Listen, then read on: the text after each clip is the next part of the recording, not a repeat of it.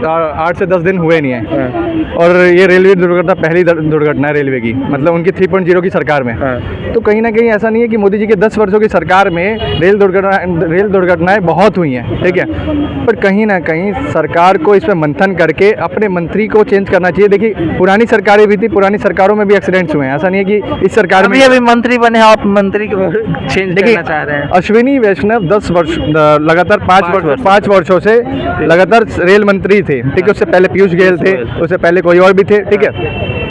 लगातार अश्विनी वैष्णव को मनाया जा रहा है मंत्री, ठीक है। अभी बालासोर वाला जो घटना हुआ था पता होगा आपको, उस समय भी अश्विनी वैष्णव ही थे रेल मंत्री।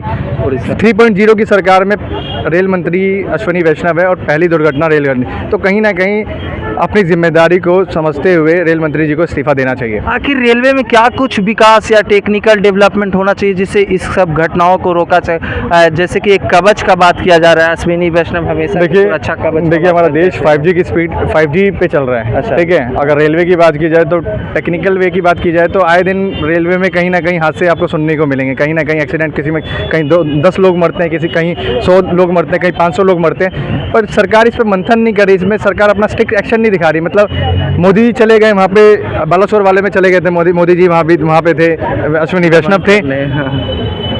देखिए सबसे बड़ी बात ये होती है कि अगर रेल मंत्री है तो रेल मंत्री जी को अपनी जिम्मेदारी समझते हुए रेल मंत्री पद से इस्तीफा देना चाहिए। इस्तीफा का बिल्कुल इस्तीफा, ये बाकायदा हम डिमांड नहीं कर रही है, लगातार विपक्ष भी डिमांड कर रहा है और लगातार एक नेहा सिंह राठौर है, गायिका है, हाँ लोक गायिका हैं जो सरकार की खामियों को लोगों के सामने लाने का काम करती हैं। उन्होंने भी अपने गाने के जरिए सरकार को अश्विनी वैष्णव पे पंच करते हुए कहा कि रेल मंत्री जी को इस्तीफा देना चाहिए। किस हद तक सही है? इस्तीफा देने से सुधार होगा या अश्विनी वैष्णव ही रहे लेकिन रेलवे में सुधार हो? ये चीज़ जरूरी है, रेलवे में सुधार होना जरूरी है कि व्यक्ति में सुधार होना जरूरी है? सबसे बड़ी बात क्या होती है कि पहले के टाइम राजा महाराजाओं वाला टाइम होता था, ठीक है। तो राजा महाराजा अपनी सेना को भेज देते थे, अच्छा ठीक है। तो जिम्मेदारी किसकी होती है? सेनापति की होती है। तो सेनापति कौन? अश्विनी वैष्णव। तो अश्विनी वैष्णव को अपनी जिम्मेदारी, जो भूल है, जो गलती हुई है, उस चीज़ को समझते हुए उनको अपना इस्तीफा सौंपना चाहिए प्रधानमंत्री जी को। अच्छा, अभी अब बात चल रही है लोकसभा के स्पीकर पे, किनको बनना चाहिए लोकसभा स्पीकर? अभी तक नज़र में तो कोई नहीं है वैसा है आपके नज़र में? देखिए लोकसभा स्पीकर की बात है तो टीडीपी और जेडीयू कि दोनों अपने लिए मांग रहे हैं स्पीकर पद। इसलिए मांगा जा रहा है कि स्पीकर का मिलेगा। देखिए अभी किंग मेकर की भूमिका दोनों अदा कर रहे हैं, ठीक है। तो अगर जो ये चाहेंगे वो मिल सकता है, ऐसा कुछ नहीं, संभवतः कुछ भी नहीं है पॉसिबल, पॉसिबिलिटीज़ हैं। सबसे बड़ी बात है लोकसभा का अध्यक्ष का जो पद है वो बहुत मैटर क्यों रखता है, बहुत ज़्यादा मैटर रखता है लोकसभा के हिसाब से। अगर ये दो पार्टियां जिन्होंने समर्थन कर रहा है, मोदी जी को समर्थन कर रखा है, अगर ये पार्टी अगर अपनी सरकार बहुमत खींच लेती है तो कल को अध्यक्ष पद अगर मोदी जी का स्पीकर रहा तो उनकी जो सांसद है वो कहीं ना कहीं उनके सांसदों को अयोग्य घोषित करवा सकते हैं। क्योंकि देखिए स्पीकर उनका, राष्ट्रपति उनका, सरकार उनकी, तो कुछ भी कर सकते हैं। तो ऐसा थोड़े 1, 2, 2, 4 को आयोग घोषित किया जाएगा, ऐसा थोड़े कि 12 को 12। स्पीकर के पास बहुत पावर्स होती हैं। स्पीकर का जो चुनाव होता है वो बहुत पावरफुल, उसका भी अभी वोटिंग होगा। बिना वोटिंग के स्पीकर आप चुन नहीं सकते, ठीक है। संसद भवन में कोई भी बिल लाते हैं तो 2/3 बहुमत चाहिए होता है आपको, ठीक है, कोई भी बिल को आपको पास करवाना है तो। और एक सबसे बड़ी बात कि स्पीकर का एक मत रहता है, अगर इक्वल डिसीजन पे आता है तो डिसाइड करने का उन्हीं का रहता है। प्रोटेम स्पीकर होता है वो, उसके पास वोटिंग का राइट होता है, एक वोट का राइट लेने का, निर्णय का राइट होता है, ठीक है।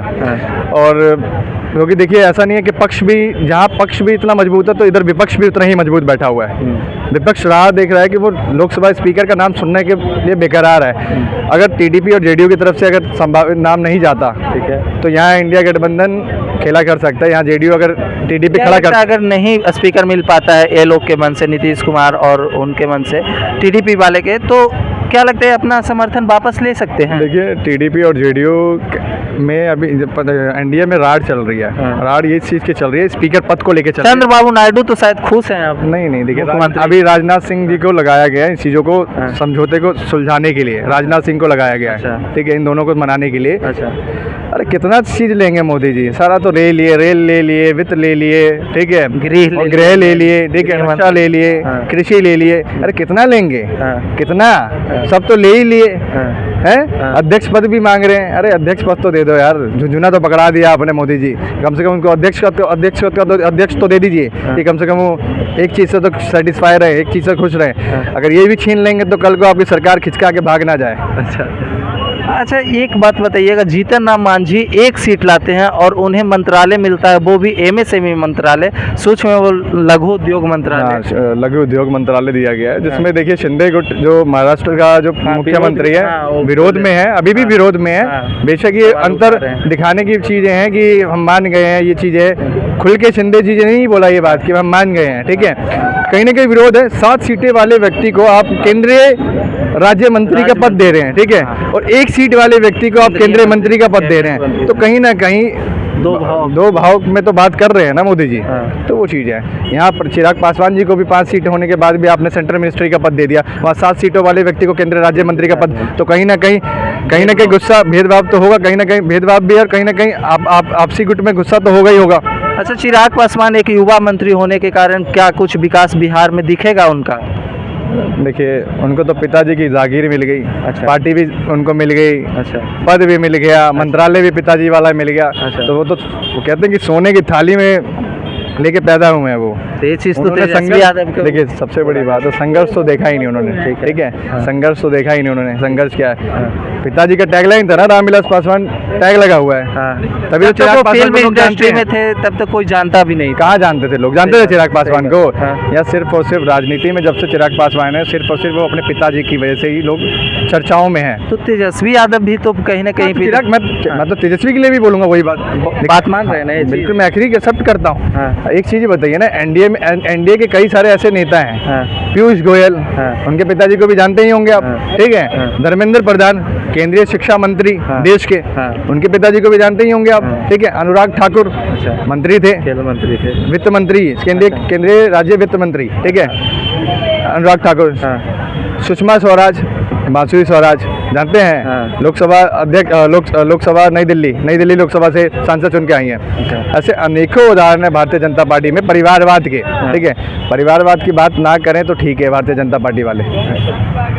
तो दोस्तों, जैसा कि आपने देखा कि पटना के लोगों में राजनीति के लेकर माहौल आपको बताया, सामने था, आपको वीडियो देखे, जैसे कि भैया बताए यहाँ पे क्या कुछ माहौल था। चलिए मिलते हैं नेक्स्ट वीडियो में।